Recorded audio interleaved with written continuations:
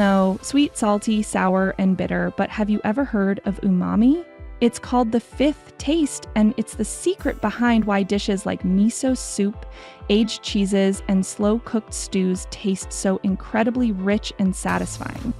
Today, we're diving into the science of umami, the best ingredients to find it, and how you can use it to make every meal more delicious. Welcome to This is Kitchen to Entertain, where effortless entertaining begins. Umami is a Japanese term that translates to pleasant, savory taste or deliciousness, and it represents the fifth basic taste alongside sweet, sour, bitter, and salty. It was first identified in 1908 by Dr. Kikune Ikeda, a chemist who noticed that dashi, a Japanese broth made from kombu seaweed, had a distinct, lingering flavor different from the other four tastes. Through research, he isolated glutamate, an amino acid found naturally in protein-rich foods, as the primary source of umami. But umami isn't just about glutamate. It's deepened by the presence of ribonucleotides like inosinate, found in meat, fish, and bonito flakes, and guanylate, abundant in mushrooms and dried shiitake. When these compounds interact with glutamate, they create a multi-layered, mouth-watering sensation. Interestingly, humans have specialized taste receptors T1R1/T1R3, specifically for detecting umami, explaining why foods like aged parmesan, ripe tomatoes, soy sauce, and cured meats taste so irresistibly rich and satisfying. Umami isn't just another taste, it's a flavor enhancer that works synergistically with other flavors to create a deeper, more complex eating experience. When glutamate pairs with inosinate or guanylate, they produce a multiplier effect, making savory notes up to 8 times more intense than they would be alone. This is why dishes like miso soup, kombu plus bonito, or spaghetti with tomatoes and parmesan taste so profoundly flavorful. Beyond taste, umami has a physiological impact. It stimulates saliva production, improving mouthfeel and helping distribute flavors more evenly across the palate.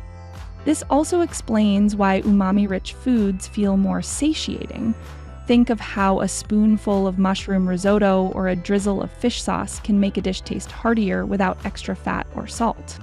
Even mother's milk contains high levels of glutamate, which may explain why humans are naturally drawn to umami from infancy.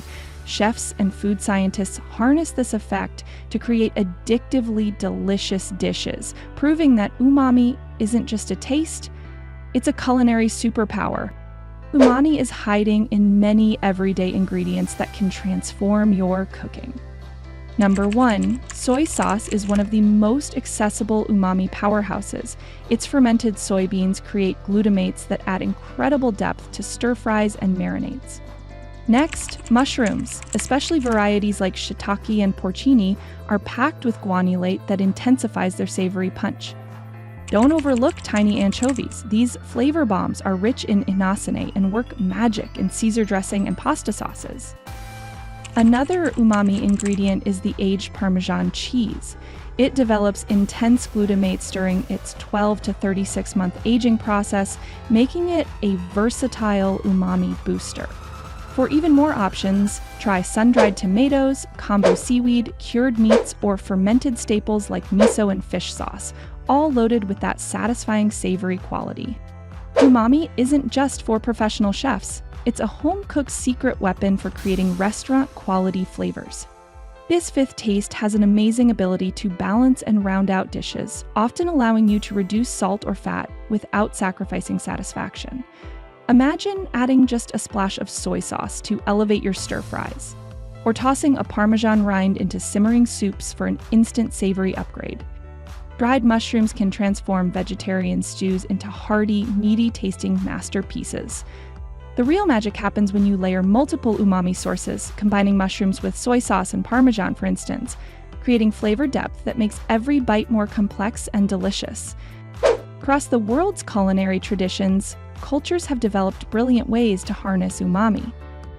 Japanese cuisine builds its foundation on dashi broth, combining glutamate-rich kombu seaweed with inosinate-packed bonito flakes. Italian cooks achieve their signature savory depth through aged Parmesan and cured meats like prosciutto. Southeast Asian kitchens rely on fermented fish sauce and shrimp paste to balance their vibrant sweet, sour, and spicy flavors. Even Western cooking employs umami principles through slow-cooked meats, roasted tomatoes, and ingredients like Worcestershire sauce. Each cuisine demonstrates how universal and versatile the umami taste truly is. Ready to put umami to work in your kitchen? Start by boosting vegetarian dishes with mushrooms, soy sauce, or nutritional yeast to create satisfying meat-free meals. Try adding just a splash of fish sauce to unexpected dishes like chili or bolognese. It disappears into the background while amplifying all the other flavors. Don't throw away those Parmesan rinds. Simmer them in soups or sauces for an instant umami upgrade. Even small additions like sun-dried tomatoes in salads or kombu in broth can make a dramatic difference.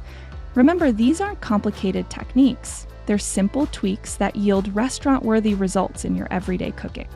Let's clarify some frequent umami misconceptions. First, while MSG is a concentrated form of glutamate, natural umami is found in countless whole foods like tomatoes, aged cheeses, and fermented products. Second, not everything savory qualifies as umami. It's a specific chemical taste triggered by glutamates and nucleotides, distinct from general richness or meatiness. Finally, umami isn't some artificial or cheating flavor. It's a fundamental taste our bodies recognize, just like sweet or salty. Understanding these distinctions helps us appreciate umami's true role in creating delicious, well-balanced dishes. So next time you cook, think about umami. A sprinkle of Parmesan, a dash of soy sauce, or a handful of mushrooms can transform your dish. Try it out and taste the magic yourself. Don't forget to like, subscribe, and let us know in the comments. What's your favorite umami-rich ingredient? See you next time on This is Kitchen to Entertain.